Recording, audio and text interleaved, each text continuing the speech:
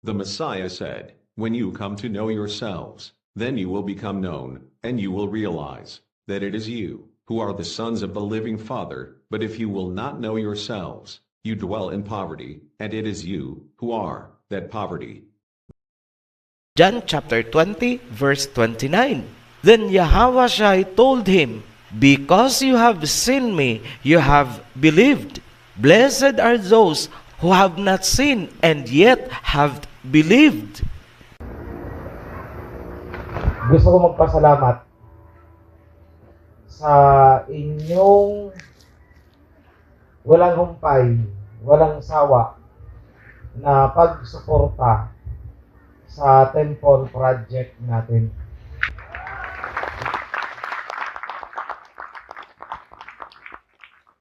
Maliit o malaki. Ngayon, napagkasunduan namin, minungkahi ko kay bro kong kina Bro Manoy, and then kay Sister mga taga Laguna. Nabuksan ngayon ang laman ng kahon at i-account natin live, mapapanood ng buong mundo.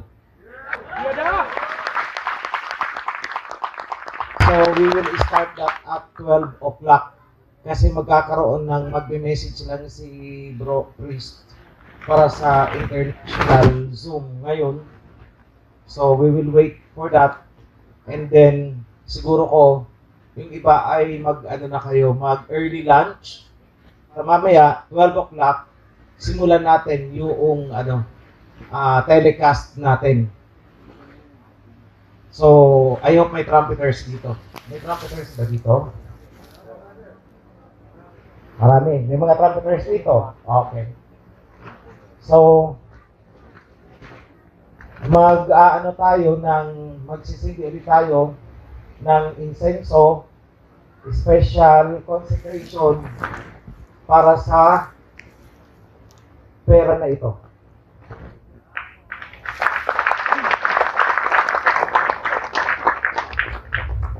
So, bilang transparency, gusto kong magkaroon tayo dito ng 5, siguro ko, inspectors.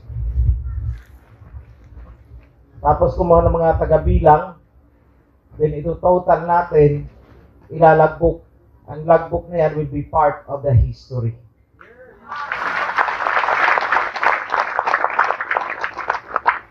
Dito tayo nagsimula. Bawat dumating na donation, ilalagay sa logbook na yan. So, yung iba, naglagay ng pangalan. So, we will put your name on the record. Yung iba na hindi naglagay ng pangalan, we will place anonymous. So, ganun lang po. Ngayon, kapag nakaluwas na pupunta dito ang ating President, si Bro Senen, Prime Minister, gusto kong mag-open kayo ng bank account. One signatory would be coming from your chapter, and one signatory from the foundation para may check and balance tayo. At may mga gusto kasing mag-donate mula sa international community natin. Actually, may mga dumating na, kaya lang ipinasok sa account ng foundation with instruction na halimbawa, nagpadala sila ng 100,000 o yung 30,000 ito para sa temple. Parang ganun. Yung 20,000 para sa mga nangangailangan ng medical assistance. Yung iba para sa ganito. So, ganun na lang ang nangyari. So, medyo matrabaho din sa part ni Bro Senen at saka ng treasurer. So, I decided na magkaroon tayo ng separate bank account exclusively para sa budget ng temple natin dito. And all the passbooks will be part of the memorabilia natin. Yung museum natin yan dito. Para makita ng next generation natin kung paano natin pinagsakripisyohan yung temple. So, natutuwa naman ako doon sa mensahe ni Bro Priest Nonoy kanina.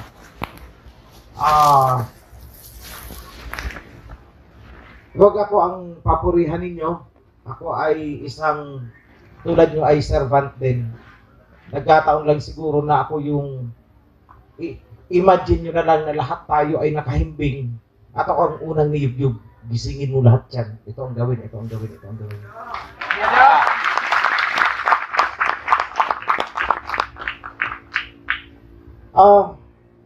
Siguro ko yung ibang narinig na itong mensahe ko, sasabihin nyo pa ulit-ulit ako. Hindi po. Uulitin ko ito for the sake doon sa mga ngayon lang ako nakita. Sino dito ngayon lang ako nakita? So marami pa din. So, sa akin, hindi ko pinangarap ang lahat ng ito. Hindi ko plinano sa buhay ko na maging ganito. At hindi ko rin ginusto ang ganito. Dahil ang gusto kong buhay ay simple lang. So, hindi ko plinano na maging somebody, magkaroon ng bodyguard ng ganito. Pero kinakailangan kailangan din mag-ingat. Dahil kung titingnan ninyo sa kapanahonan ng Israelites noon, kapag napatay ang hari, tapos ang laban. Ganun din hanggang ngayon. Pag napatay ako, tapos ang laban, wasak kayong lahat. Magkakanya-kanya kayo, I'm sure. Kasi, ngayon pa lang, na naandito ako, may mga occasions na hindi pa rin magkaintindihan, hindi magkahulihan ng kalooban, hindi pa rin naiintindihan ang ibig sabihin ng Spirit of the Covenant. Yan ang problema ng iba. Hindi nila alam what is covenant. Lagi silang nakatingin sa priest, lagi silang nakatingin sa akin, lagi nakatingin kung kani-kanino. Sabi ni ganito, bakit si ganito, ay ayoko na, kasi ganito, ganun. Hindi ganun. Tumingin ka sa covenant. Dahil yung taong tinitingnan mo at nagiging stumbling block mo, hindi naman yan ang kausap mo yung Aba.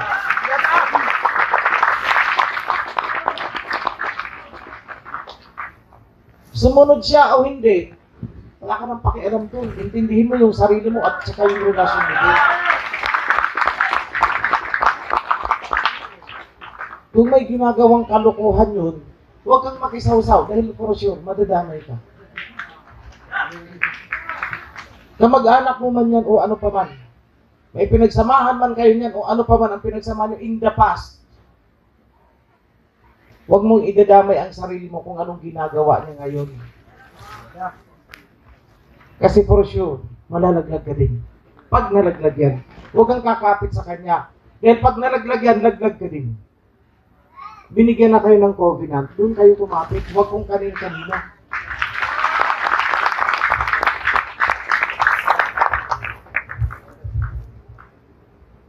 So, ang iba dyan natatakot. Kasi ganito, kasi ganun, kasi ganito, ano sasabihin ng pamilya ko, etc. Mga kaibigan ko, ipipersecute ako, etc. Pero alam nyo,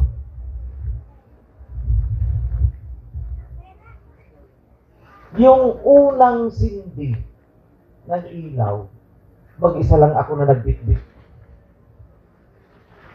Wala akong pakialam kung panain ako o anong gawin sa akin. Basta ilalahad ko. Inilabas ko lahat.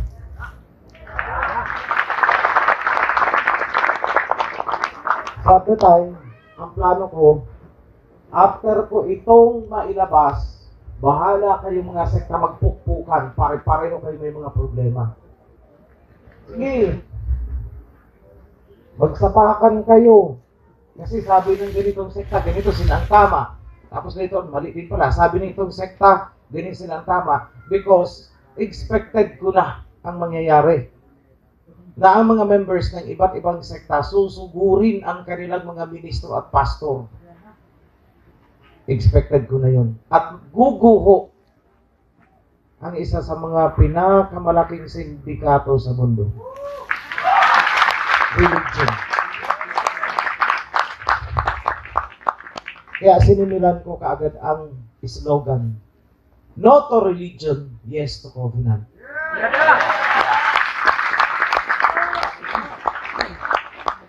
Dahil kung susuyurin ninyo ang buong kasulatan, kung talagang susundin nyo ang instruction dyan,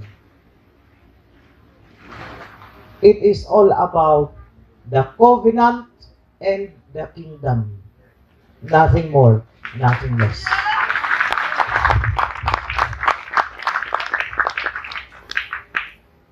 Yun lang. The rest of the stories dyan, mga stories na incidental tungkol sa covenant. Yung mga pagtawid sa dagat, bubuka ang dagat, it's because of the covenant.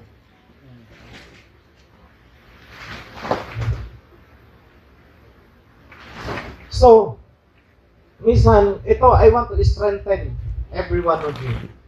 Pag may nagtanong sa inyo, anong covenant ba yung sinusunod niyo? Dahil ang daming covenant. Anong covenant ba? Ang sinasabi ng OHC. Lahat po ng covenant. Dahil wala naman pong covenant na na-amend or repealed. Wala. Wala pong covenant na nag-expire. Tingnan nyo, covenant kay Noah nag-expire? Hindi. Kaya hanggang ngayon hindi tayo kumakain ng dugo. Dahil bahagi yan ng covenant law na binigay kay Noah. Huwag kayong kakain ng dugo. Sorte nga nila noon, pwede pa ang mga laman dagat, mga seafoods. During the time, kasi ang tanging ipinagbawal sa akin ay dugo, walang iba. Kainin nyo lahat, huwag lang dugo. Yan yung covenant kay Noah.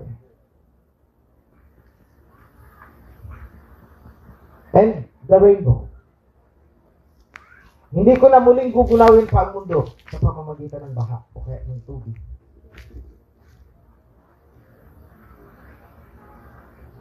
Pero pwede niya pa rin gunawin sa pamamagitan ng lindol. Pwede niyang gunawin sa pamamagitan ng apoy. Dahil ang usapan is, wag lang tubig. Hindi niya sinabing, hindi ko na muling gugunawin ang mundo. Wala siyang sinabing gano'n. At his discretion, kung gugunawin niya o hindi. Basta ang covenant niya lang, hindi siya gagamit ng baha. Yun lang. At ibinigay ang rainbow bilang patunay. So each time you see the rainbow, that should remind you of the covenant. So kung nag-expire ang covenant na yon kay Noah, eh di wala na sana tayong nakikitang rainbow ngayon.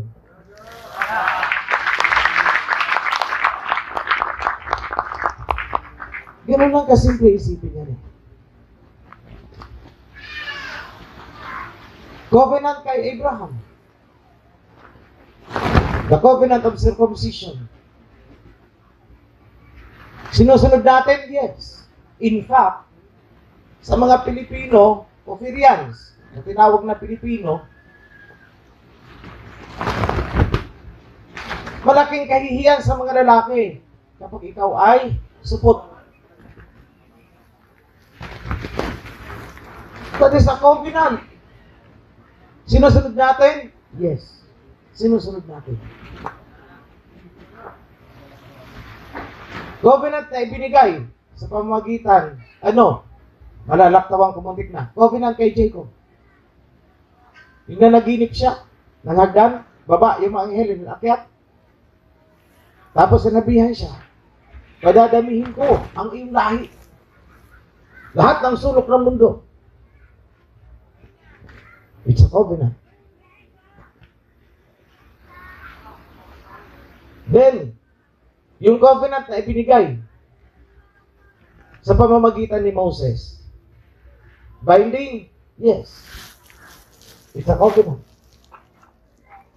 May mga sub-covenant pa, kumbaga annex, naka-annex, nakakabit. The covenant with Levi. And that is the priesthood. Exclusive covenant yun sa tribe of Levi.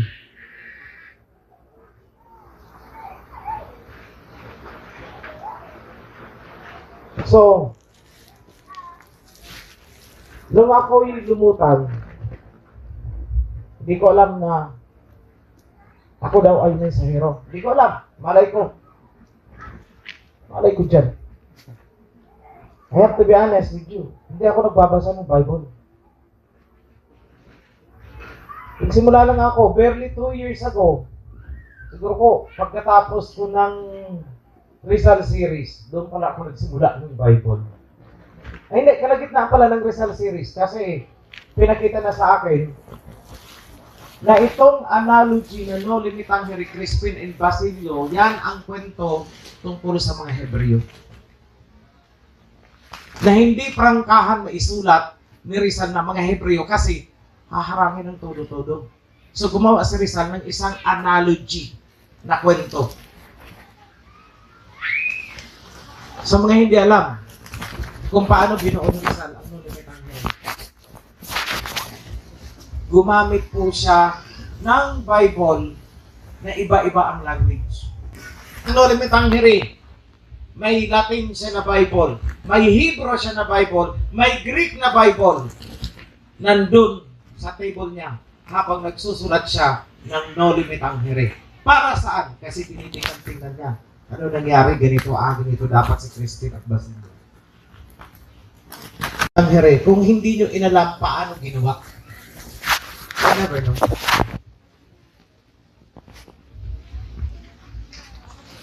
Hanggat hindi mo nilalagay ang iyong sarili sa katayuan ni Rizal, hindi mo maintindihan ang laman ng kanyang mga isinulat. Never. Hindi mo maintindihan. Intindihan mo man for the sake of suspense. Pero yung totality talaga nun, hindi mo makukuha. So nung medyo nagigising-gising na ang diwa ko, that is the time na nagsimula ako magbasa ng Bible. And that was barely 2 years ago. Nung nakita ko na ang diferensya, sabi ko, kaya pala nabuang ang mundo. Daming diferensya. And I said to myself, aayusin ko to.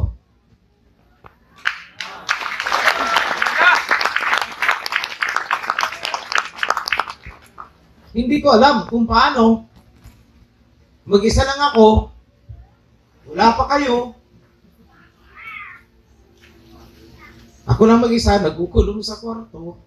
Kahit kapitbahay ko, hindi alam kung anong ginagawa ko sa buhay. Kasi takot din naman ako.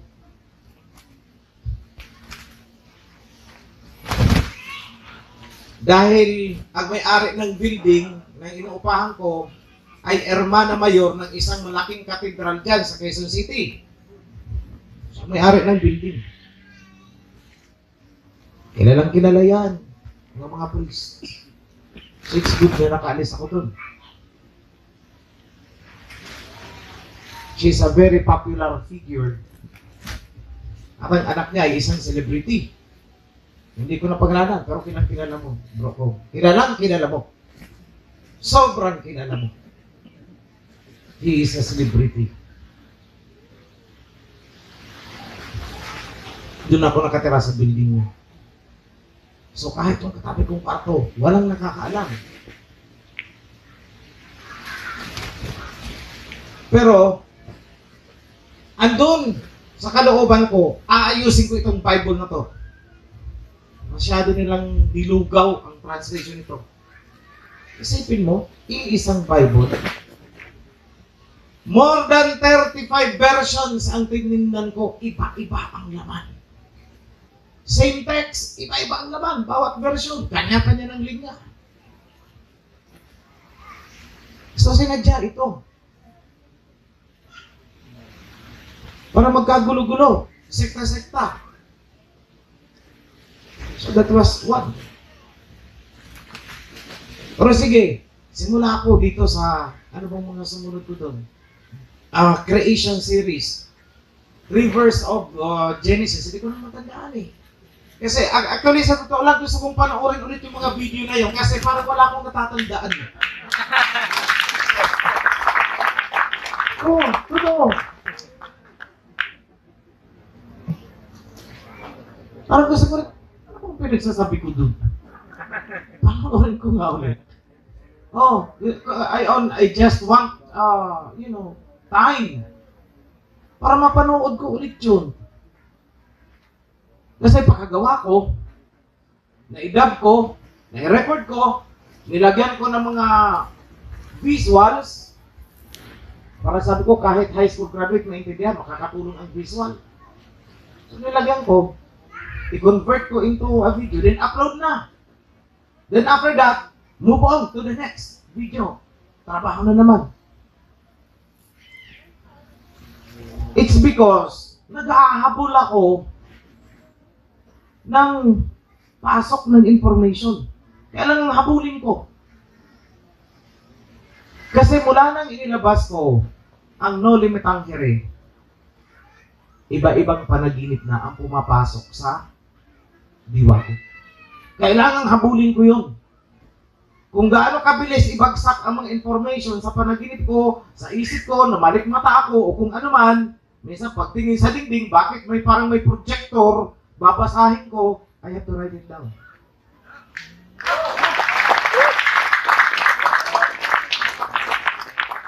Kasi kung hindi, lilipas, mawawala, mahihirapan akong balikan. To recall, ang hirap. So, kahit natutulog ako ng siguro mga 2 o'clock, 3 o'clock, nasa kasarapan ka na ng tulog, biglang parang ginano ng higaan mo, kala mo lumindol ng intensity 10, tapos sa grabing kabog, pero bakit? May nakakarga sa utak ko. So I have to get up, right?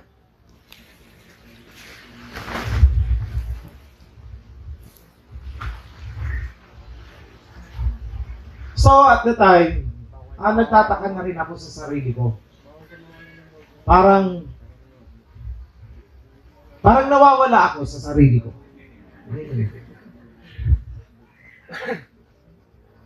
So, pinagdudahan ko na yung katinuan ng isip ko. Ito. Tinatanong ko lang ang sarili ko, sino ba talaga ako? Bakit alam ko to?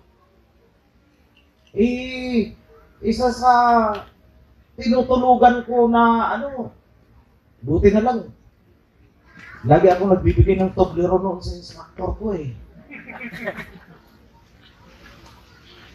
The Life and Works of Rizal. 1.3 ang grade ko, pero wala ko alam dyan. Bawat pasok, ma'am! Ma'am! Lakas na grade ko, 1.3. Talo yung cum laude. 1.7 siya, ako 1.3. Hindi ako mahilig sa history, sa totoo lang. Pero, nakita ko, something is wrong. And we need to look back. Doon ko na-appreciate ang history.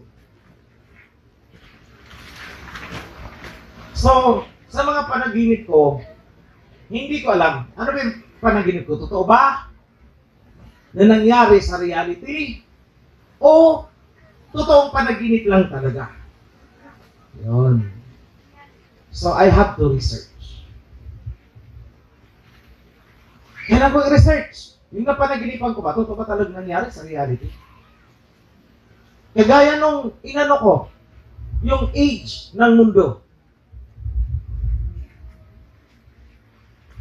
Because in my mind, Adam and Eve was created barely 6,000 to 7,000 years ago lang. Hindi million and million and million of years ago. Hindi. So I have to, sabi ko, paano kaya ito? Paano ko ito patutunayan? So I have that conclusion in my mind.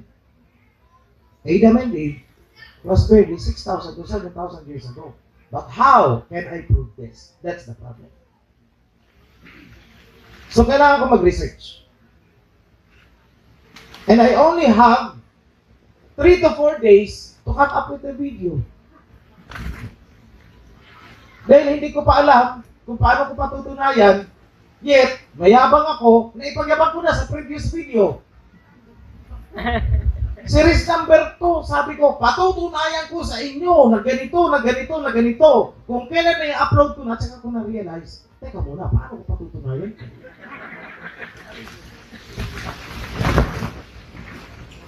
Sabi ko, bahala na si Batman, mananaginip na naman ako nito. Okay, hindi may dumating na panaginip.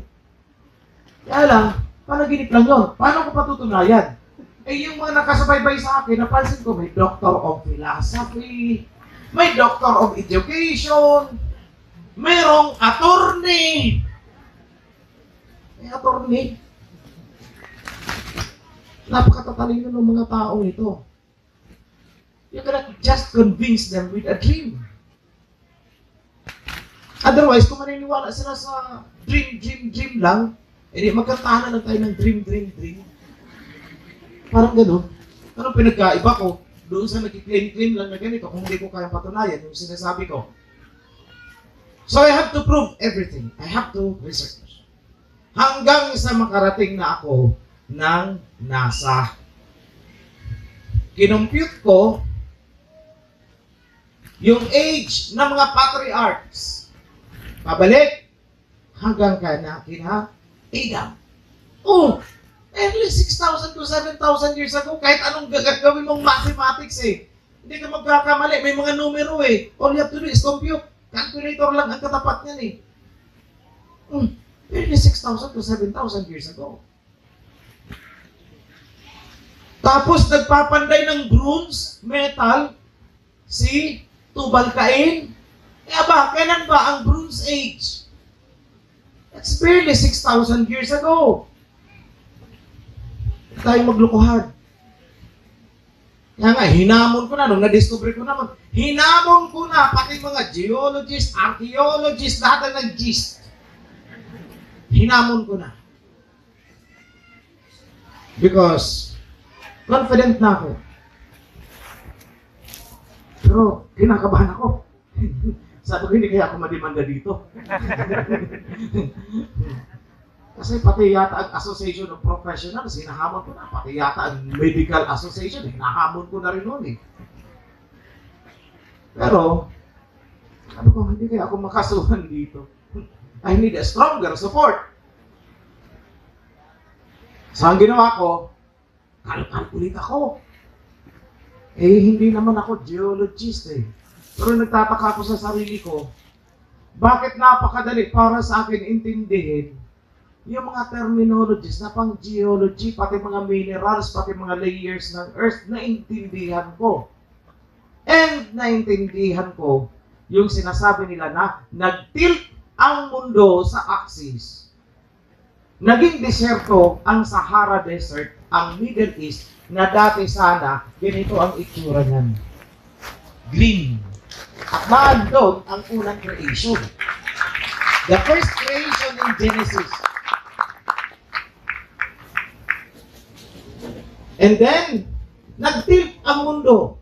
Napilad sila ng todo-todo. Namatay ang mga halaman doon. Naging disyerto. At na-disperse ang mga living things. Maraming namatay. That's why may fossils. That's why may mga oil tayo. Ano yung gasolina, yung fuel, crudo, diesel. Lahat yan galing sa fossil. Yan yung mga nabulok na mga living organisms.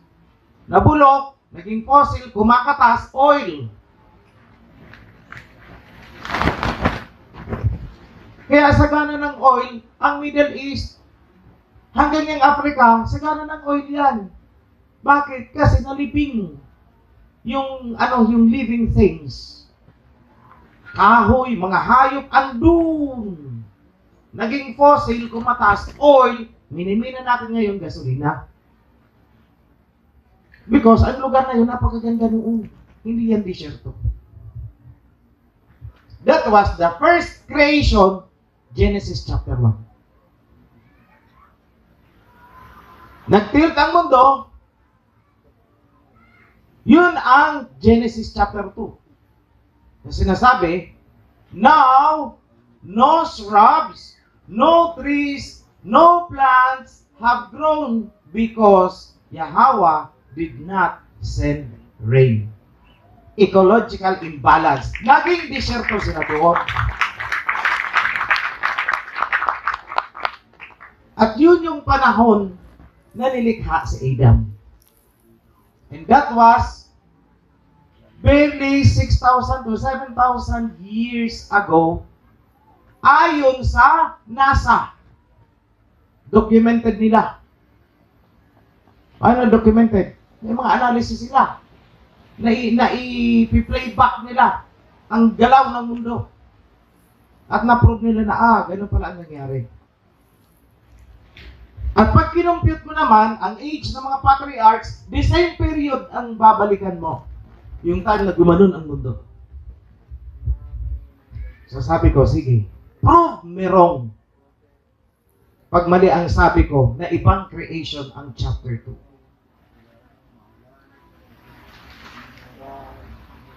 So at the time, halos gabi-gabi na, halos hindi na ako patulugin. Kung ano-ano, mapasok.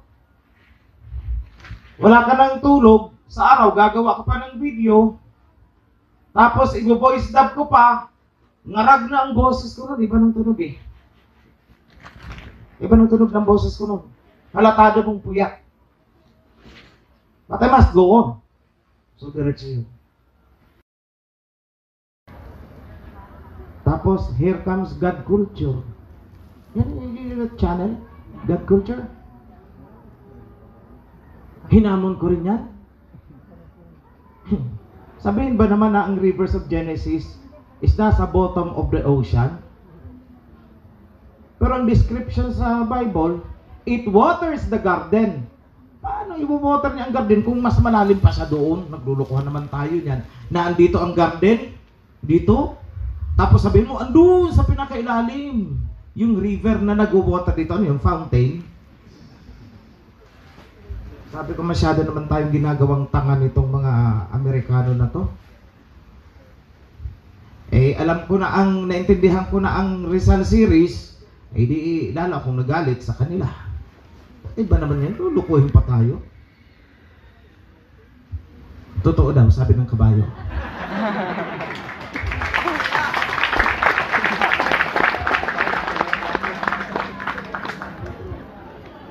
Yung Gihon River daw, nasa ilalim ng Indian Ocean.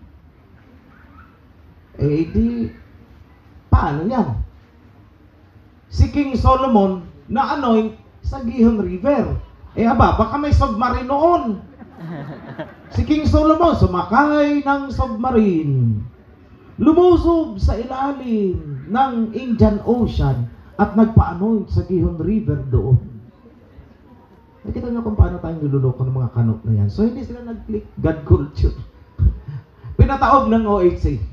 Yeah. Yeah.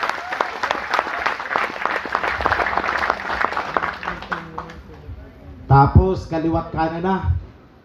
Pag hindi ka tumigil, ipapapatay ka ng INC at saka ng SDA. Okay. Oo. Naalala ko pa, yung nag-comment nun, Stephen ang pangalan. Sabi ko, sige, gawin nyo. Bravo. Gawin nyo. Tapos, binubuljack na rin ako ng 3 itlog ng SDA. Kasi graduate daw sila ng AUP with doctorate degree. Eh ako 2 years ago lang nagsimula ng Bible, sinuwag sila.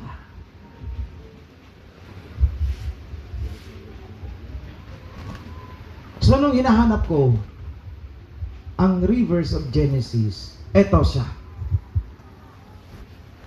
In my dream,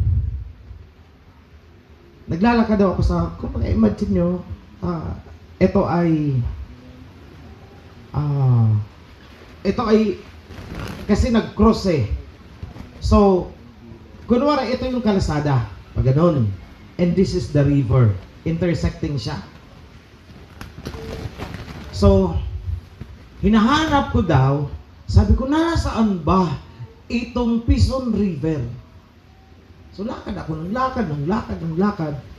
Yung tubig, minsan hanggang dito ko, minsan hanggang dito, minsan hanggang dito, minsan ganon. So, varying yung lalim. So, pagod na ako.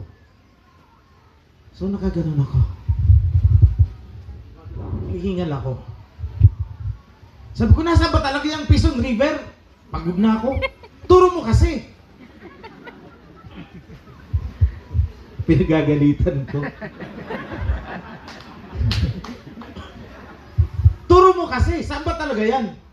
E di sumagot naman. Sabi niya sa akin, tumingin ka kasi sa itaas.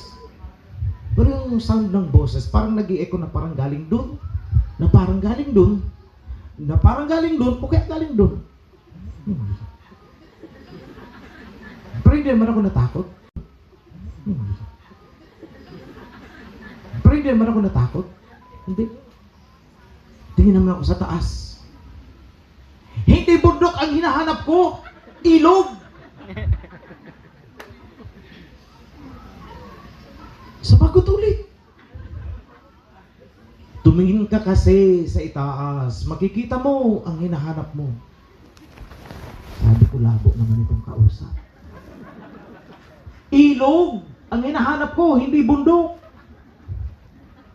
So, lakad na naman ako. Pinabayaan ko na siya. Hala ka dyan. So, napatungo ako kasi yung tubig, hanggang dito lang. Dito. Yung nilalakaran ko, imbis na mga bato, yes, they are stones, but stones of gold. Puro gold. Nilalakaran ko. Hindi ko maano. Hala, puro gold. Para sa loob ko, bahala ka dyan, gold ka dyan. Ilog ang hinahanap ko, yung Pison River. Sabi ko, hindi naman ito kasi mababaw ito eh. Pero, doon ako nagising. So, punta ulit ako sa Genesis chapter 2. Sabi, sa Genesis chapter 2, Pison River, where there is gold. Ay, sabi ko yun. Hindi ko ito nakwento. Ngayon ko lang na-relate. Yun. Gold, yung inapakan ko, river. So, malamang yun. Pero hindi eh. Kasi ang liit lang ng sapa na ilog na yun. Hindi yun. Tapos, ang sabi, tumingin ako sa taas eh. Tapos, wala lang. Alam mo yung, pag hindi mo na alam kung saan mo tapos, you are using the Bible Gateway. Click lang ako ng click. Chapter, next chapter, next chapter. Hindi ko na mamalay. Kakiklik ko. Nakarating na pala ako sa Isaiah. Na, blanco lang ang tingin ko sa screen. Click lang ng click. Alam mo yun, yung passive lang na hindi mo alam kung anong gusto mong basta. Basta wala lang. Makaklik lang, nakatingin sa screen ng blanco. Pagdating ko sa Isaiah chapter 38 yata, yun I forgot. Parang, ayan na, parang ganun. Tingin ako, yung kagad yung nakita ko. At the top of every high mountain are rivers. Ha? Ito yung panaginip ko. So tama, yung panaginip na itinuturo sa akin, on top of the mountain, doon ko matatagpuan ang rivers of Genesis. Yan yung hinahanap ko.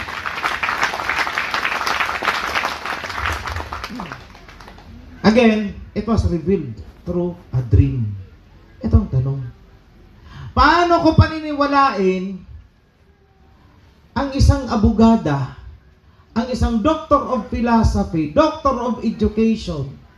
Paano ko paniniwalain sa panaginip na yon? Ituturo ko na ang piso na doon sa top of the mountain. Paano? Di ba't magmumukha lang akong tanga? So alam ko na ang information, but I need to prove it. So again, research. At hindi rin naman ako nabigo. Panoorin nyo na lang ang rivers of Genesis. All of those are guided. Dahil kung madaling research yan, pwede mong i-research. Hindi mo yan mara-research ng 3 araw lang, up na ang isang ganito, river, o ito ng location. And after sabihin natin 1 week, ito na, ang next river. Kasi kung madaling gawin yan, bakit hindi nagawa? Thousands of years na ang lumipas. Bakit hindi nila nagawa? May satellite sila, ako wala.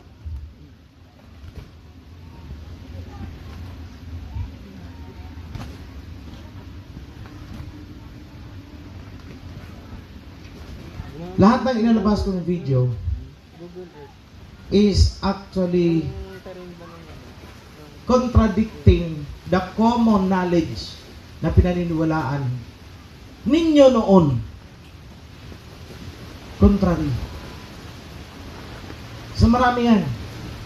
Siguro ko kaya yan ang ipinauna sa akin para ma-establish ko lang muna yung credibility ko na yung sinasabi ko ay totoo at tama.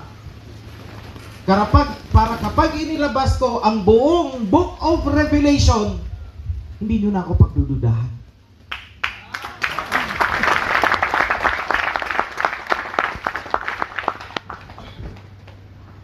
What has been shown to John Revelator, pinakita na rin sa akin. I know what will happen. All of those. Lahat. Alam ko na. Wala nang tago sa akin sa Book of Revelation. At hindi doon natapos. Hanggang eternity. Alam ko na rin.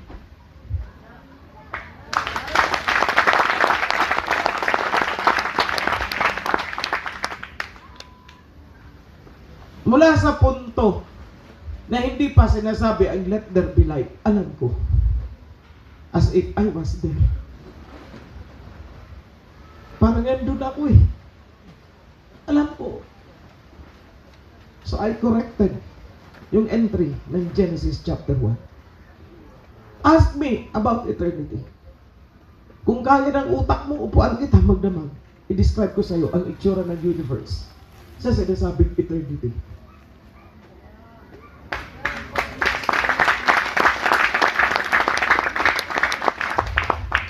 Those are meat. Karne yan. Ang ibinigay ko sa inyo ay gatas. Milk. Ang knowledge na binigay ko sa inyo.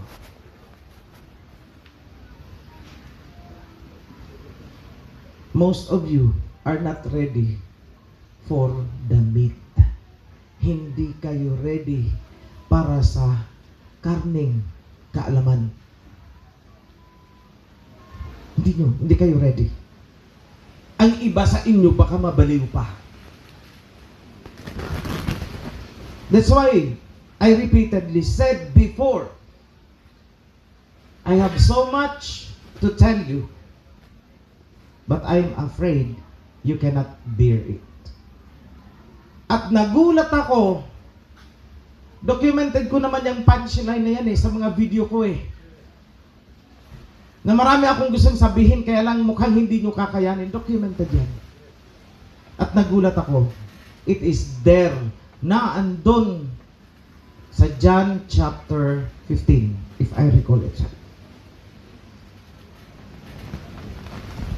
Salita ng Messiah. I have so much to tell you, more than you can bear. But I will send my messenger, and he will tell you everything.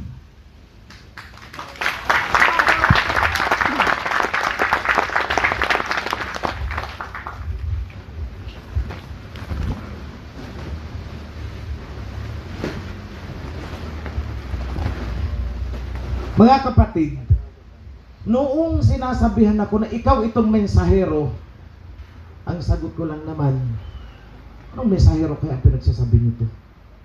Kasi hindi ko nga alam na may mga mensahero palang ipapadala. Then, I was shown yung Malakay chapter 3. So I said, uy, tumigil-tigil kayo, YouTube vlogger lang ako. Kasi ako, ang ini-imagine ko nun, ang isang mensahero, tatayo sa isang stage, o kaya parang Rizal Stadium, mga ganon, at doon siya magpipreach. O kaya sa ibabaw ng bundok, at doon siya magpipreach. Yun ang ini-imagine ko sa mensahero.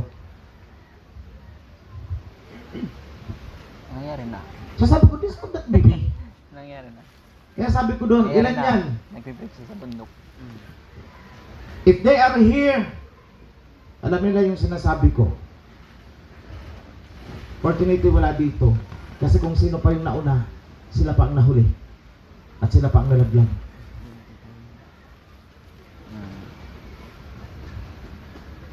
Royder.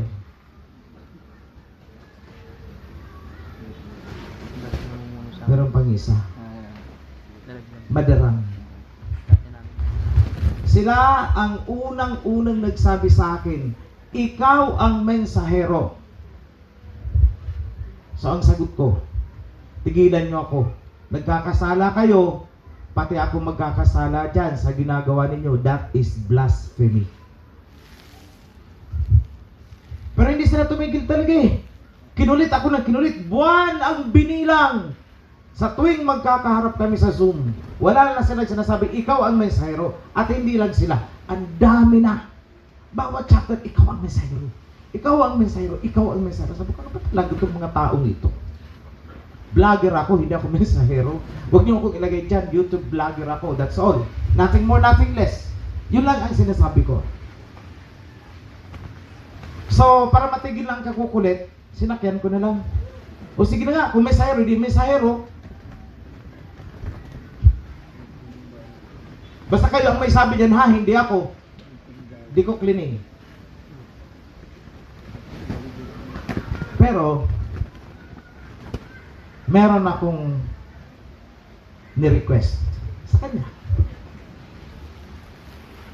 Kung talagang may mensahero kang ipapadala in the last days, bakit hindi mo binanggit nung nandito ka pa?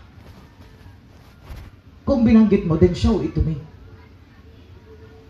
So hinamon ko si King Yahushua. Kung may mensahero ka ngang ipapadala bago ka bumalik, bakit hindi mo nabanggit sa anumang books dyan sa New Testament? Alam niyo kung saan ako dinala? John chapter 14, 15, 16. Nandyan ka.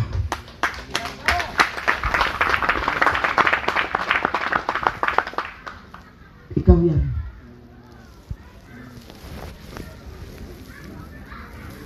At grabe, ang hagulol ko. Itong oras na yun. Bakit ginanito yun ang kasulatan? Lalo ako nagalit sa mga pamano. Bakit ginanito nyo ang kasulatan? Ako pala to eh. Bakit tinabunan nyo? Hindi ko hangad ang katanyagan. Gagawin ko lang ang gusto kong gawin. Kaya hindi ko magawa dahil hindi ko alam na ako pala ang inuutusan. It took a while. Ang tagal. 1 taon din ako nagmumuni-muni.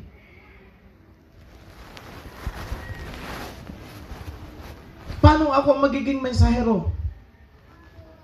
Dahil walang ibang, sabi nila, wala namang ibang nagbitbit ng covenant. Ikaw.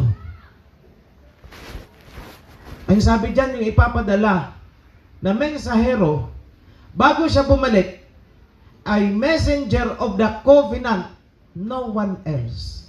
Ilang bilyon ang populasyon ng mundo. Bakit nag-iisang YouTube vlogger lang dito sa napakaliit na bansa lumutang ulit ang covenant? Hindi ako nagbubuhok ng sarili kong bangko. Hindi ko kailangan maging celebrity. Hindi ako gutom sa atensyon. Hindi ako gutom sa financial reward. Hindi ako, wala, hindi sa akin. I don't care about that. Basta ang akin may bubong, may tutulugan ako. May kakainin ako. That's it. As simple as that.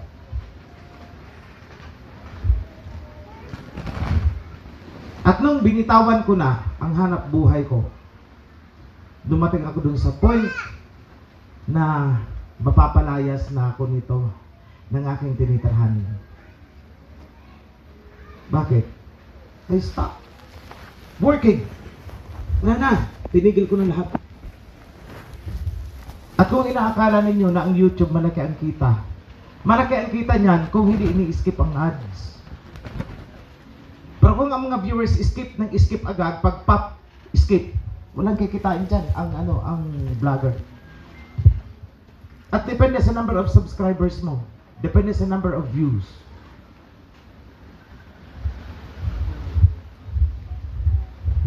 Pero fortunately, nakaraos din naman. Kailan dumating dun sa point na yung time ko naaagaw na ng needs ng kawan. Andun yung kailangan kong harapin ng ganitong meeting dito, nag-aaway-away, gustong magsuntukan, may nagbabantaan ng buhay, huwag kang tutungtong dito, hindi ka makakalabas ng buhay dito. Andun yun. So my time, I guess mga 3 months yun. 4 months, wala akong ginawa kundi ayusin ang mga sigalot.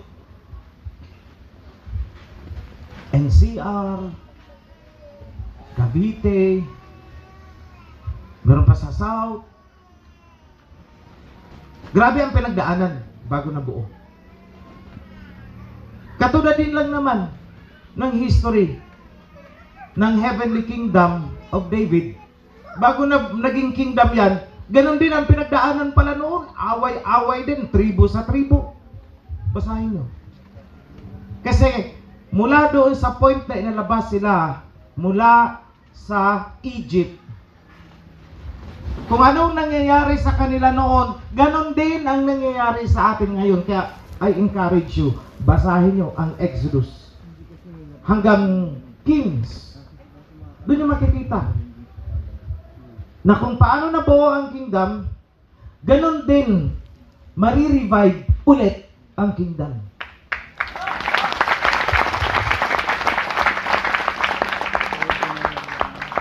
Kung paano na i-lay down ang unang cornerstone para sa temple, ganon din ulit ngayon.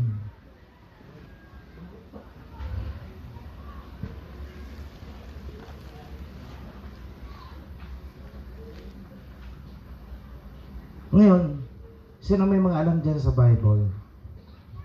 Sino yung pinagawaan ng corona? At the time na sinuutan siya. Time of construction ng temple. Meron dyan. Sabay yun, pinaplano ang construction ng temple, iniutos din ng Aba na bihisan nyo ito, suutan nyo ng ganito sa kanyang ulo, magpanday kayo ng ganitong gold, isuot nyo sa kanya sapagkat siya ang pinili ko. Hanapin nyo. Nandiyan yan.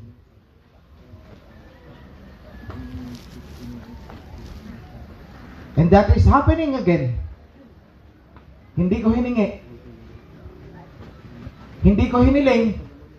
In fact, ako ang unang pumigil.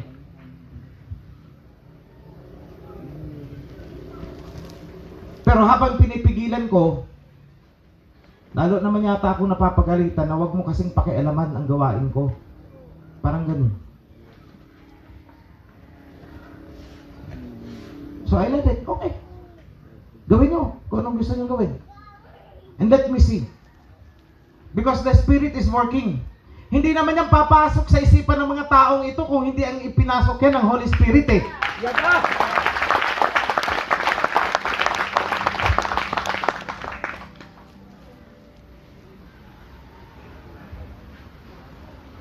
Hindi ko rin naman sasabihin na kailangan natin magkaroon ng temple kung hindi yun ang pumasok sa isip ko. And I believe kung anong ipinasok sa isip ko, galing yun sa kanya dahil hindi naman para sa akin ang temple eh.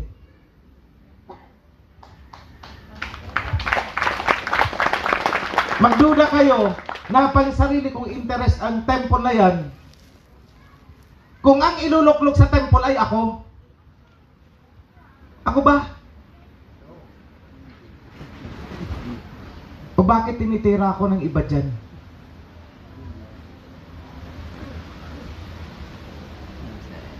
Inggit.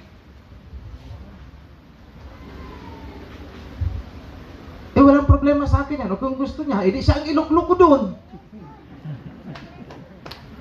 Dali ko kayang kausap. Basta kayo magtatayo ng temple. Kada. Ang gustong tumulong, tumulong.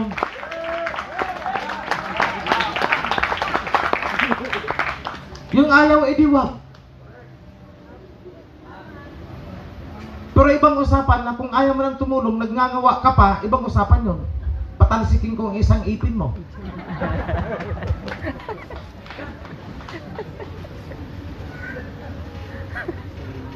Andun yung may sumisira na ng aking pagkatao mismo. Andun yung may nagkakalat na napakasama ng ugali ko.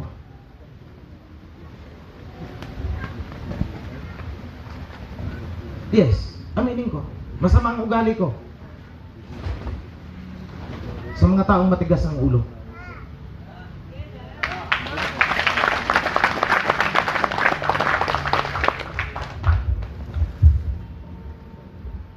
Matapang ako. Mabagsik ako magsalita.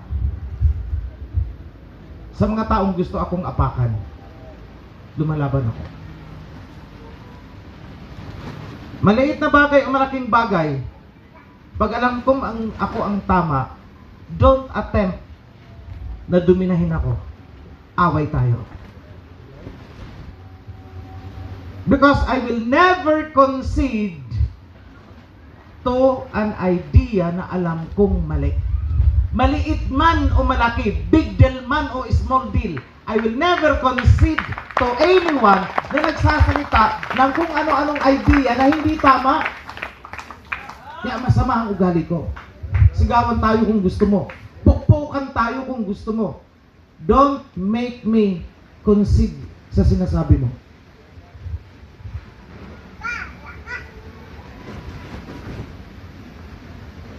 Alam niyo ba kung anong klaseng tao ang may ganyang ugali?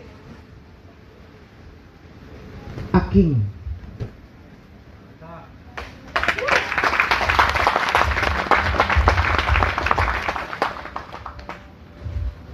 Pag sinabi ko, sinabi ko. Kung gusto mong sundin, sundin mo. Kung ayaw mong sundin, umalis ka sa harapan ko. Ganun kadali. Di kita pipilitin. Huwag ka lang magkukunwari na sumusunod ka sa akin. Dahil tatamaan ka.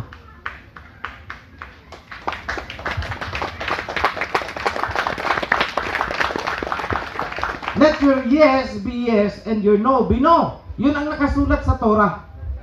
Yes. Tama. Ibig sabihin, magpakatotoo ka. Huwag mong sasabihin sa harap ko na loyal ka sa akin. Pero pag nakatalikod ako, you're stabbing me at my back.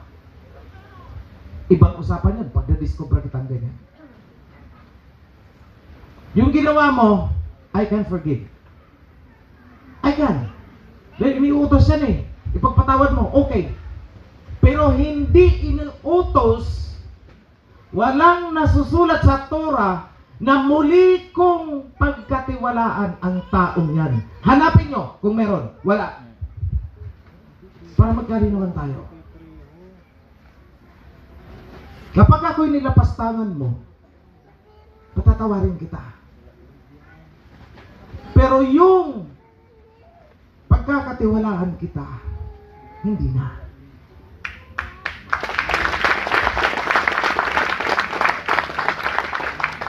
Patatawarin kita. Bakit? Kasi hindi ako pwedeng tumanggi sa utos eh. Kailangan ko magpatawad eh. Bakit? May kautusan eh, na dapat ako magpatawad. Pero walang kautusan na dapat akong muling magtiwala. Magkalinawan tayo. Prove me wrong. Patunayan yung mali ang sinasabi ko. I will concede. Bigyan niyo ako ng verse na kailangan dapat akong muling magtiwala sa taong lumapastangan sa akin. Pag may nakuha kayong verse, maniniklod ako sa iyo. Because the Spirit told me na walang kautusan na dapat akong muling magtiwala sa taong pinatawad ko dahil sa kalapastangan. Pero wala sa kautusan na inuobliga ako na dapat akong muling magtiwala sa iyo. Wala po. And that lesson applies to all of you. Hindi po totoo yung forgive and forget. Ang may forgive and forget lang, ang Aba. Pero hindi pa yun ngayon. Na sinabi niya, buburahin ko ang inyong mga kasalanan na parang baliwala na. Hindi pa yun nangyayari. Bakit? Nanunumbat pa ang Aba ngayon. Hindi ba napapansin na nanunumbat pa siya hanggang ngayon? Anong ginawa niyo sa akin noon? Ganito, ganito, ganito. Anong ginawa niyo sa Israel noon? Ganito nung lumabas sila sa Egypt. Nakalimot? Hindi. Anong sabi ni King Yahushua? Babalik ako, babanatan ko kayo. I will come back with sword. Nakalimot? Hindi. Huwag niyong lukuhin ang sarili ninyo dyan sa mga doktrina di pataranta. Kaloko ang doktrina na yun. Kasabayan. Nung doktrina na namatay ang Misaya para sa inyong kapatawaran ng inyong mga kasalanan. Pinatawad kayo ng Ama sapagkat pinatay niyo ang kanyang anak. Kung hindi niyo pinatay ang kanyang anak, hindi kayo mapapatawad sa inyong mga kasalanan. Nakita ko kung anong kataranta doon. Doktrina niya. Sabat na sabat ito. Pero may kumukontra sa akin. Pananagutan ko daw yan. O sige. Saan sinabi ng Ama na ipapadala ko ang aking anak? Ibinibigay ko sa inyo. Gutay-gutayin ninyo para mapatawad ko kayo ng mga kasalanan ninyo. Hanapin nyo. O yung may mga pastor-pastor dyan ng iglesia ni Igit. Itanong niyo sa kanila, saan nasusulat na sinabi ng Ama na ibinibigay ko sa inyo ang aking bugtong na anak, gutay-gutayin ninyo para mapatawad ko kayo ng inyong mga kasalanan dahil ang dugo niya ang inyong pantubos. Meron?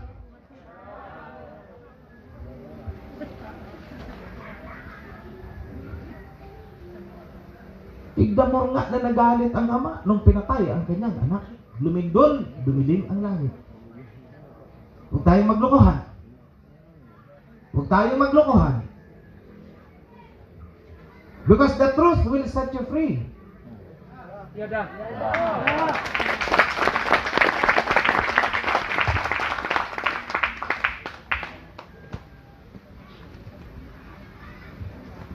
Bakit it will set you free? Kasi ang katotohanan, bumaba ang Mesaya dito upang pagharian ang kanyang minana. Tayo. Tayo ay kanyang inheritance. Basahin ko kasi, intindihin mabuti. Kaya huwag kayong nagpapaniwala sa tinubos kayo ng banal na dugo. Bakit? Nakasangla ba tayo? Tanungin nyo nga yung mga pastor ni Igit.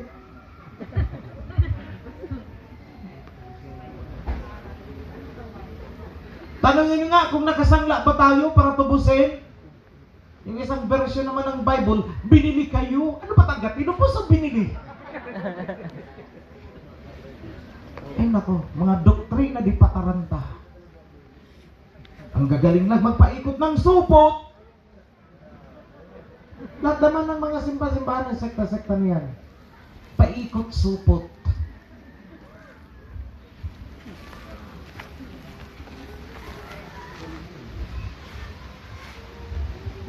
Masakit ako magsalita. And time will come. Mga senador ang sisermonan ko.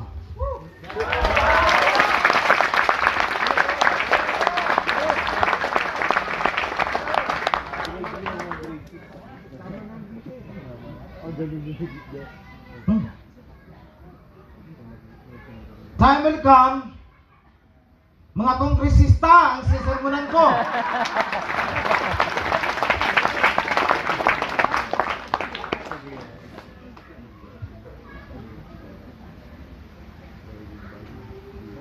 And time will come, the Queen of the South will come to King Solomon to hear the wisdom of Solomon. Sabi niyo, ang galing ni Solomon. Yet, someone greater than Solomon is here.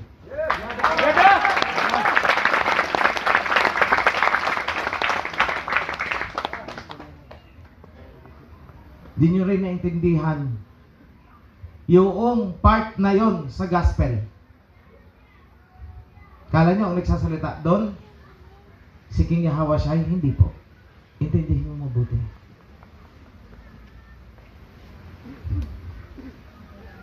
Intindihin nyo lang mabuti.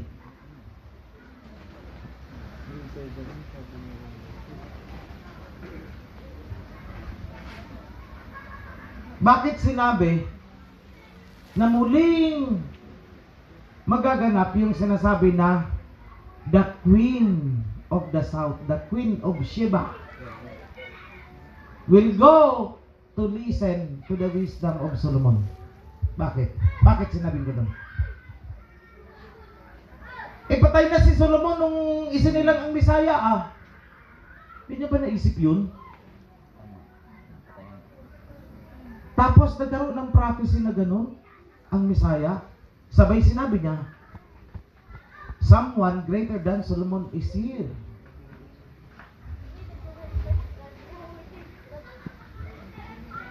Isipin niyo mabuti yan.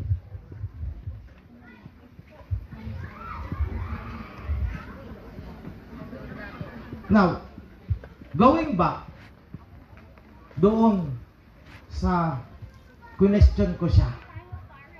Kung totoo nga may mensahero ka ng covenant, kung totoo nga na ako'y isinugo mo, kaya ang dami kong alam na hindi mo naman matatagpuan sa kahit saan na ilabas ko, bakit hindi mo man lang sinabi sa New Testament nung naandito ka na ako'y may ipapadala? Bakit?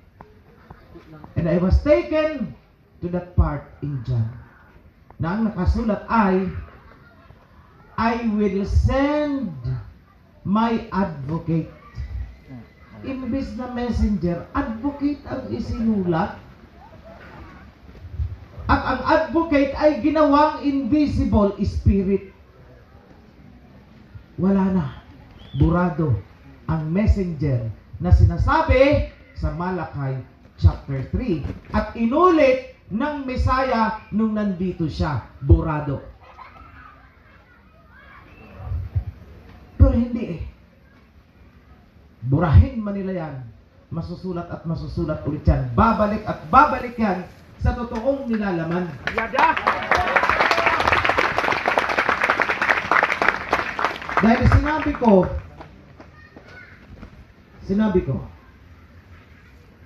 aayusin ko ang buong Biblia.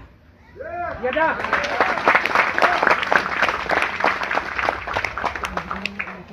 Ang sino mang hindi kayang tanggapin ang karne na sinasabi ko at gusto niya puro gatas, ang iba nag-level up na, hindi lang gatas, kaya na rin nila ang lugaw. Kung hindi pa rin kayang tanggapin, wala na akong magagawa. Kung hindi kayang arokin ang isip mo, magtanong ka doon sa marunong. Hindi mo maunawaan ang sinasabi ko, magtanong ka sa akin. Walang nagtanong sa akin na pinagalitan ko. Ang mga nagtatanong sa akin na pinagagalitan ko ay ang mga nagtatanong dahil gusto akong diskusyonin at gusto niya na ako ang magpailalim sa kanyang sinasabi. Pukpukan tayo kung gusto mo. Sino sa inyo ang nagtanong sa akin, tinatsagaan ko every Sabbath, pagkatapos ng Sabbath, hindi ako nanananghalian, umaabot hanggang halos alas 4, sinasagot ko ang mga tanong. Sinong pinagalitan ko?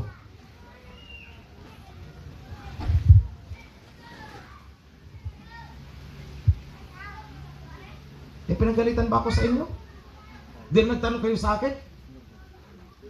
Baliw ba ang mensahero?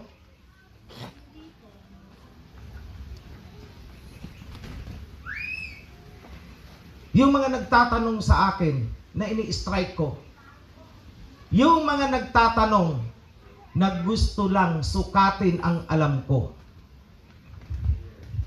hindi nyo masusukat. Kahit sino sa inyo, hindi nyo masusukat ang laman nito.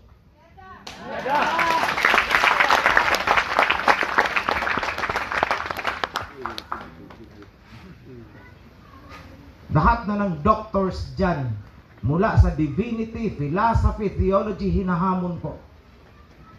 Magsukatan ng kaalaman, kakain sila ng alikabok sa akin.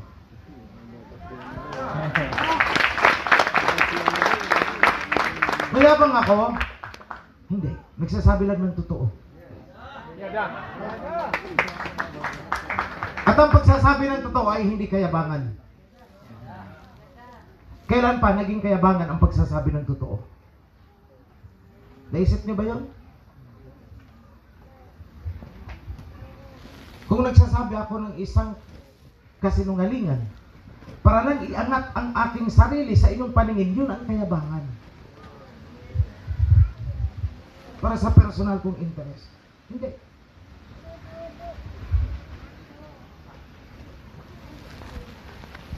Ngayon,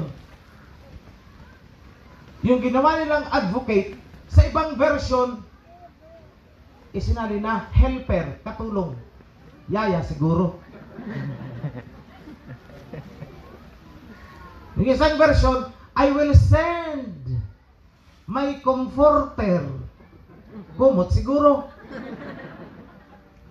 Kaya nung tinagalog ang comforter, taga-aliw.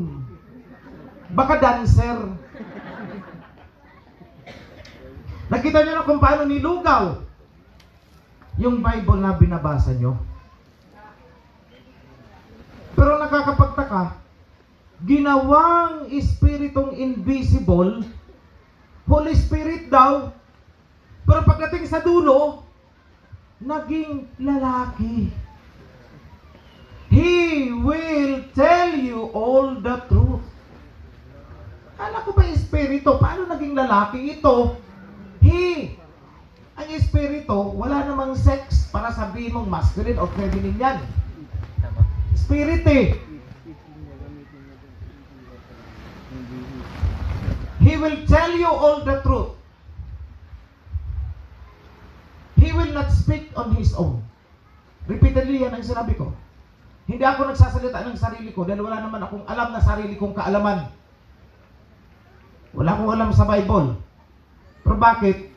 Na-overtake ko lahat ng mga pastors. Bakit?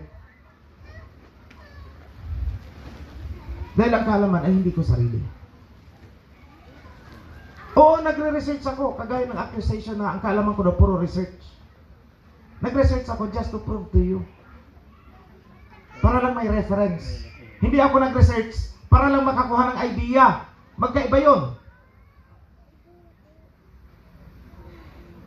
Hindi ako nag-research para magkaroon ng idea kung anong sasabihin ko. Alam ko na. Naghanap lang ako ng pureba. Magkaiba yun. Kasi kung ang kalaman ko ay mababasa mo through research lang, mapapanood mo kung saan-saan dyan, bakit hindi nailabas ng sino man? Thousands of years na.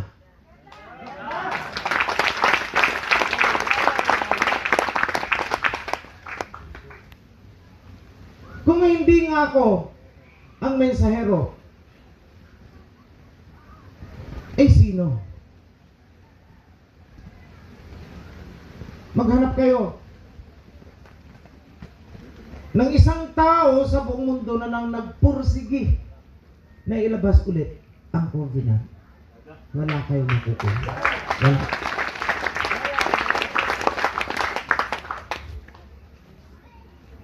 Nag-iisang ibon na lumipad mula sa silangan.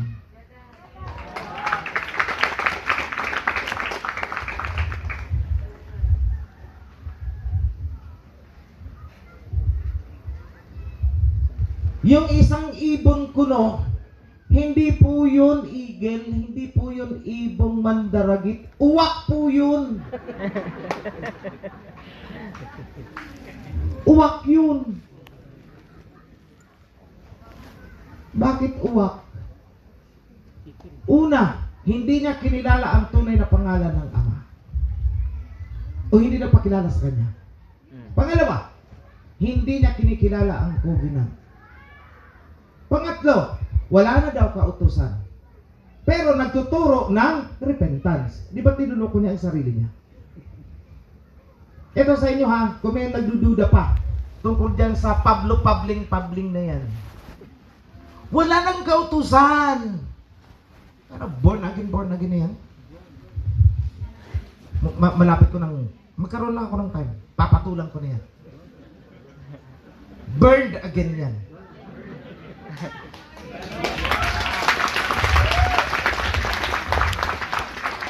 Wala na daw kautusan sapagkat tayo ay saved by grace through faith alone.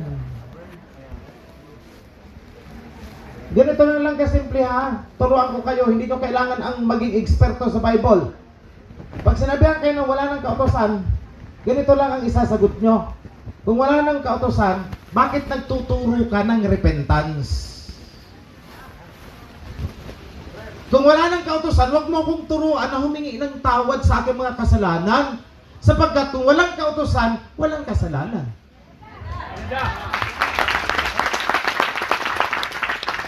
Eh sabi mo may kasalanan hindi may kautusan.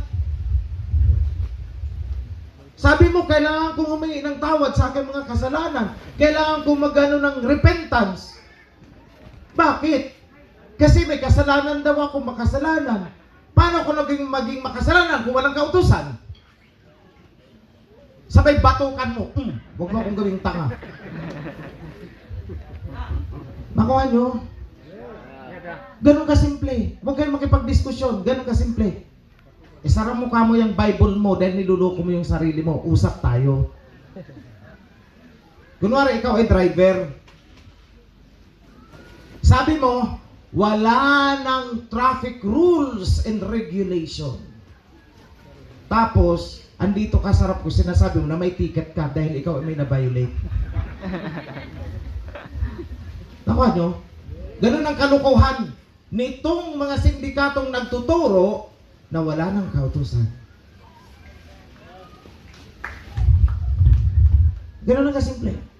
Kahit kanino kayo humarap. Kahit dyan sa iglesia na igit. You should be brave. Kasi if you are not brave, you cannot be light among men.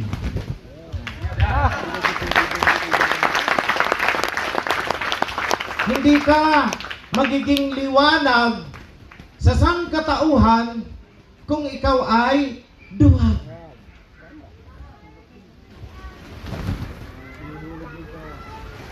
Pero pag hinamon ka at may dalang baril, bitbitin mo ang tsinelas mo, tumakbo ka. Sabi mo, see you again.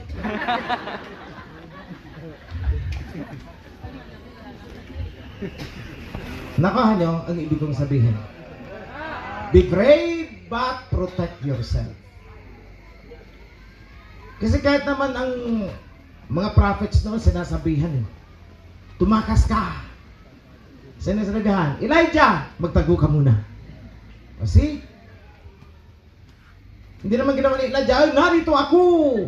Protektado ako, narito ako. Eh di napatay sana siya. As you can see, yung pag-iingat ng Aba, you have certain instructions to follow also.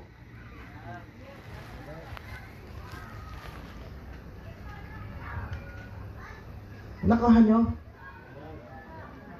Yan lang yung, ano nyo. Now, going to the present. Balik na tayo. Pero basahin nyo yung, ano ha, yung part na, yung Holy Spirit. Basahin nyo ulit mabuti yan. Masasalamin nyo dyan kung anong nangyayari ngayon sa atin.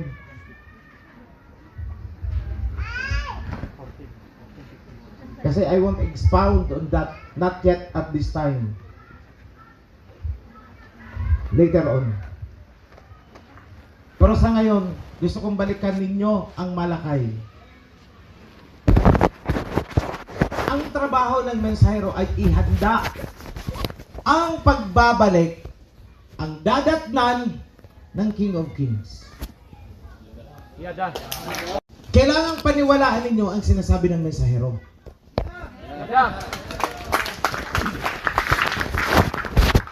Dahil sinabi na yan sa John 15. Ang nasusulat doon, sinasabi ko ito sa inyo para sa pagdating niya, paniniwalaan nyo siya. In English, ang sabi is, I am telling you this ahead of time, so that when He comes, the messenger, you will believe Him. Kumbaga, inintroduce niya na may darating na mensahero. Bakit believe? Pero kapag ang mensahero ay bumibili na ng sarili ng jet plane, wag na kayo mag-believe.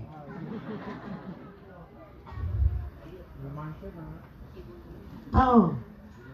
Pag ang mensahero bumibili na ng sarili niyang Mercedes-Benz, wag na kayo magbibili.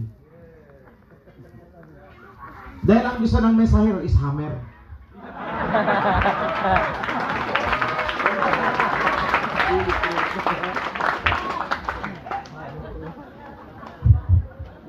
Ayoko ng Mercedes-Benz, ayoko ng BMW, gusto ko hammer.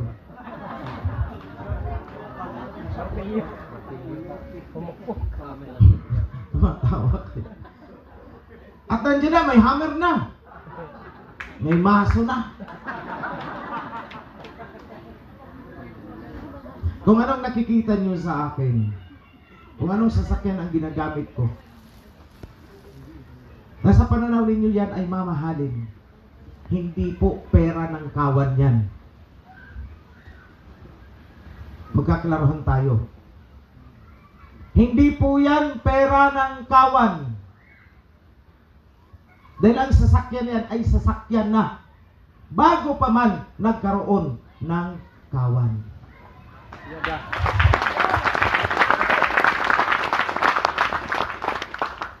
Ang GMC ay sasakyan na, ginagamit na, bago pa man nagkaroon ng kawan, bago pa man kayo pumunta dito, andyan na yan. Nakahanda na yan para sa akin.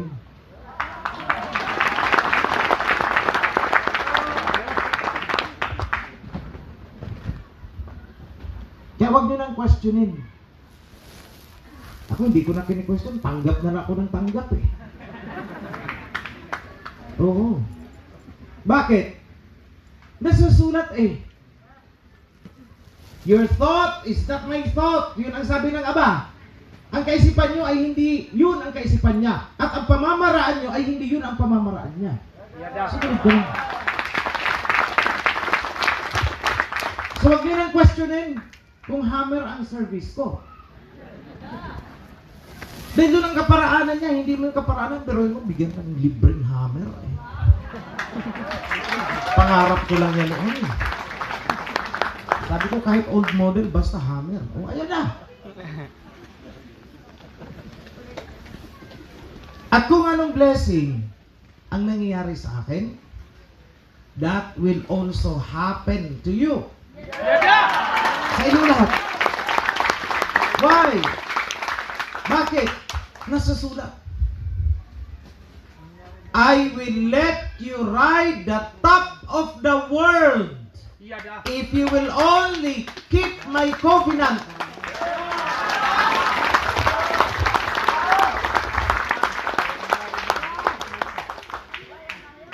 Basta susundin nyo ang aking covenant. Stop desecrating my Sabbaths. Basta sundin nyo lang yan. I I will let you ride the top of the world. Ibig sabihin, the best of the best ang ibibigay niya.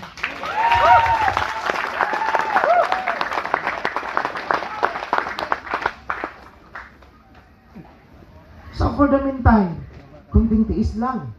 Because we are moving into that direction.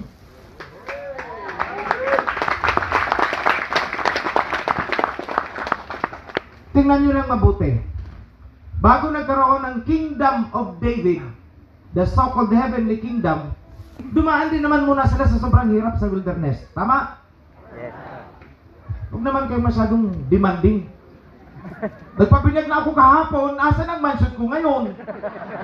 Batukan kita.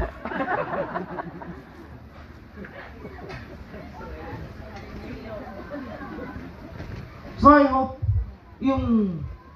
alam niyo ako pagka nagbibigay ako ng message. Kung napansin niyo, wala akong kapitulo, versikulo. Napansin niyo? Dahil mahina akong mag-memorize ng kapitulo, versikulo eh. Yeah. Pero, hanapin niyo, lahat ng sinabi ko, nandyan lahat yan. Somewhere there, in different books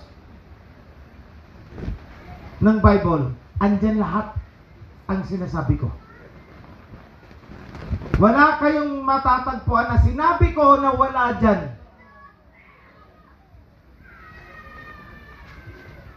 Yun lang ang hamon ko eh. Kaya nga, prove me wrong. Patunayan mong mali ako.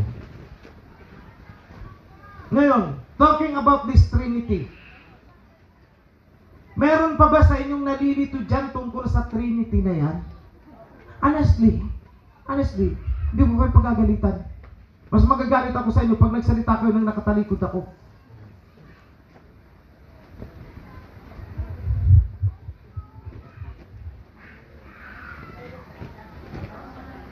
Duality lang po. Father and Son lang. Ang Holy Spirit, walang personality yan.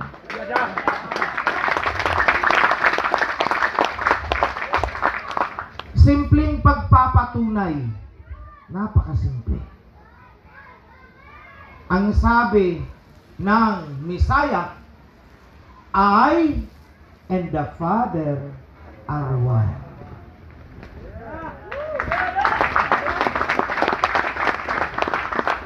Silang dalawa lang. Hindi sinabi ng Messiah na I, the Father, and the Holy Spirit are one, 3-in-1 kami. Pag sinabing kung ang salita ng Messiah is 3-in-1 sila, ay aba, ibaba ko na itong mikropono. Hanap kayo sa Bible, patunayan nyo ang sinasabi ko na mali. Kung mali ang sinasabi ko, patunayan nyo, prove me wrong, na ang sinasabi ng Messiah is duality lang sila, mag-ama. Hindi niya sinabing, I, the Father, and the Holy Spirit are one, 3-in-1. Hindi po. Huwag tayong maglulukuhan kasi. Huwag niyong nilulukuhan ang sarili niyo. Dahil baka masuspindi rin kayo. May nakalain na pa ko na sususpindihin eh. Pasensyahan. Agwanta. Why? Araw-araw akong kasama, hindi ako tinatanong.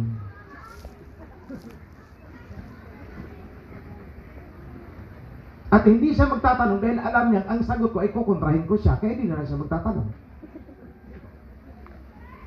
Dahil pag kinontra ko siya, alam niya hindi rin naman ako magpapahinuhod sa kanya, kaya hindi na lang siya nagtanong. Dahil ang gusto niya, yun talaga ang gusto niyang panaigin. Trinity daw siya. Ganyan ang kasimple ang hamon ko sa kanya ngayon. Hanap ka sa Bible na sinabi ng Messiah na I, the Father, and the Holy Spirit are one. Pag wala kang nakuhang ganyan, layas. Sama ng ugali ko. Masama ang ugali ko because I don't and I will never tolerate unrighteousness. Kaya masama ang ugali ko. Dahil hindi ako papayag, hindi ako magwawalang kibo kapag ako'y may nakikitang mali.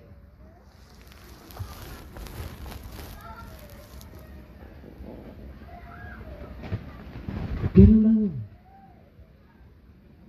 Isinugal ko na ang buhay ko eh. Lahat isinugal ko na eh. Lahat sinakripisyo ko na eh.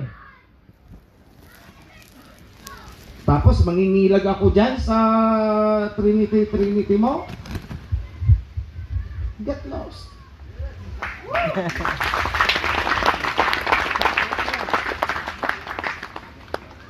Masamang ugali ko? Maybe yes. Sa mga hindi naiintindihan ang salitang righteousness, napakasama ng ugali ko.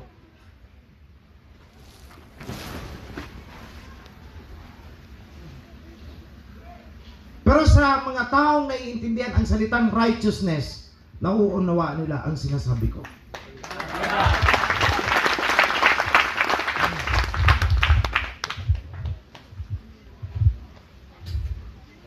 Hindi raw siya papayag na si OHC ay maging king. Pwede ikaw na kung gusto mo.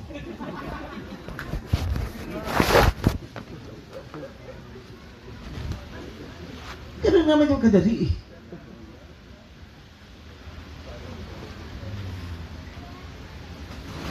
Yung isa naman, siya na nga ang anghel ng silangan, tapos sinusulo niya ang mensahero. Siya lang daw ang mensahero. Sama ng loob niya. Kaya banat siya sa akin sa YouTube. Babalikan ko kayo para hindi kayo maluko. Dahil alam ko may mga nalaglag dahil sa mensahe niya eh. Iisa lang po ang sinasabing mensahero sa Malakay. Walang iba, isa lang. Messenger, singular. Hindi sinabing messengers. Walang S ang dulo. Isa lang. Niluloko niya ang sarili niya dahil gusto niyang maging tanyag at maging popular. Trying hard. Copycat. Yeah. Yan ang problema sa mga trying hard copycat eh. Nangungupya na nga lang, gusto pang sapawan ang pinagkukopyahan niya. Nasa naman ang hustisya dyan? Eh sa mga ambisyosong copycat niyan, isa lang ang itanong nyo.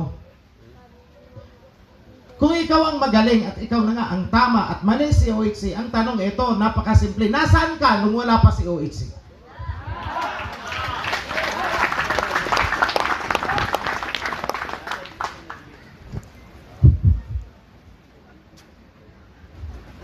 Bakit ko kayo tinuturuan kung paano magsalita? Dahil hindi po ako ang ipinagtatanggol ninyo, kundi ang covenant. Yun ang ipinagtatanggol ninyo. Hindi po si OHC, hindi ako ang pinagtatanggol ninyo, kundi yung covenant. Ipinagtatanggol ninyo ang utos ng Aba. Ako'y utusan lang. Alam ba ninyo, ng pagiging hari, ikaw ang pinaka mababa na utusan? Alam niyo ba yun? Ano sinasabi? Ha? Okay, sige. Papasok tayo. Akala nila ang pagiging hari is prestige. Oo, sa title. Parang presidente lang yan. Si Duterte, nung hindi pa siya presidente, nakakatulog siya ng 8 oras, isang araw. Pero nung presidente na siya, 3 oras na lang yata, o 2 oras na lang siguro ang tulog niya. Anin mo ang prestige kung deprived ka na sa personal mong comfort, freedom. Sa totoo lang, hindi ko ginusto maging king. Why? Iihi na lang ako, may nakasunod pang nagbabantay. Ano ba yan? Ano gusto mo, tagahawa? Alam mo ba yun? Kala naman nagba, wow! Wow!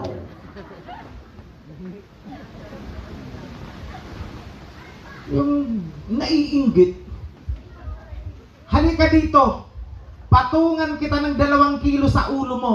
Ganyan kabigat ang pagiging king.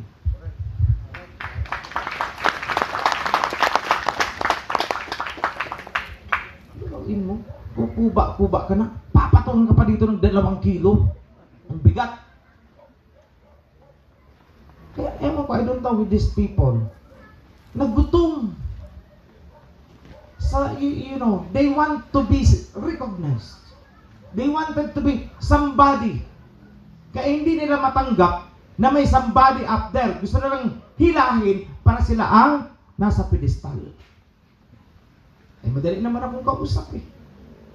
Pag king ka na, dapat ako ang iyong konsultan. O di sige. Dali ko kayong kausap.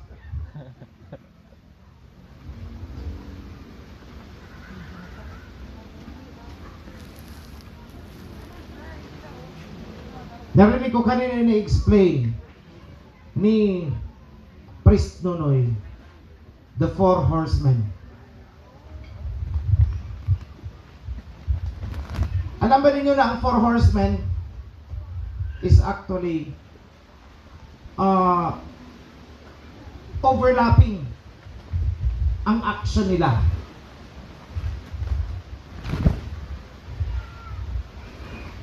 Kaya kagaya ng sinabi ko noon,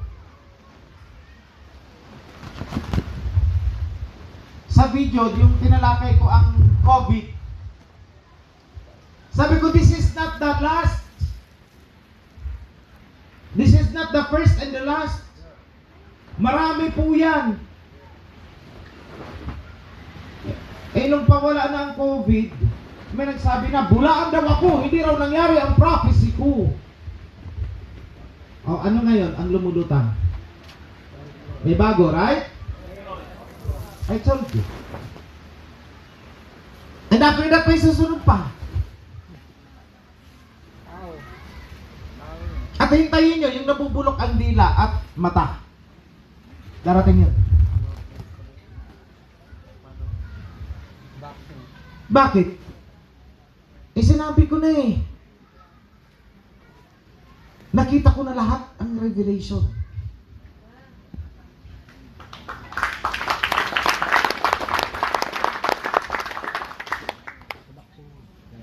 It has been revealed.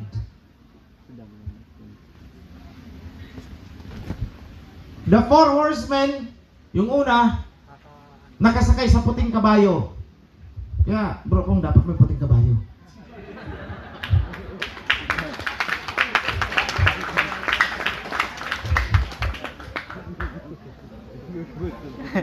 Sabi nung, kita mo.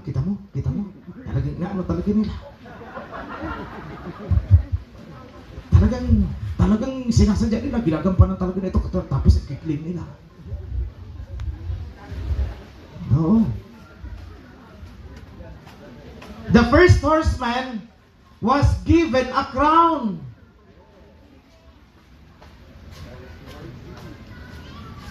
Given a crown. Hindi sinabing, the first horseman asked for a crown. Ang sabi, he was given a crown. He did not ask for it. Hindi ko hiningi. Hiningi ko ba? Humingi ba ako?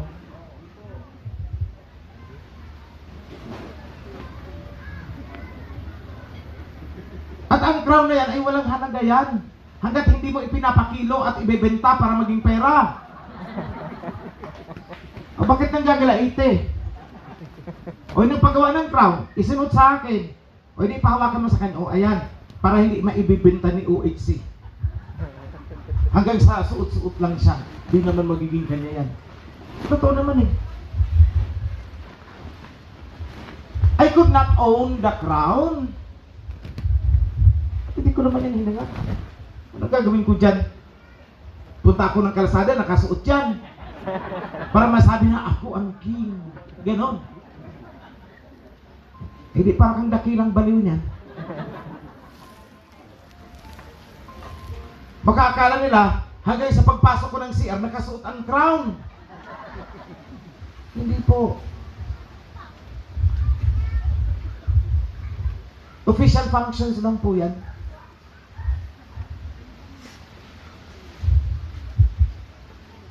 Siguro ko, pag tumayo ako sa Congress o sa Senate, yun, suot ko yan. UN, yes, susuotin ko yan.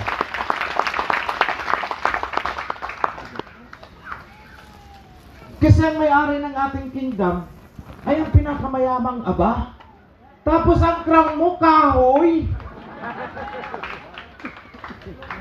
Paano ka irerespeto ng mundo? Paano magkakatotoo ang sinasabi sa Revelation na I will make them fall down at your feet? Eh kung ang corona mo, kuro-kuronahan na karton. Tapos haharapin ka ni Queen Elizabeth. Glittering stones. Paano tititigan ang ating kingdom kung kahit crown wala?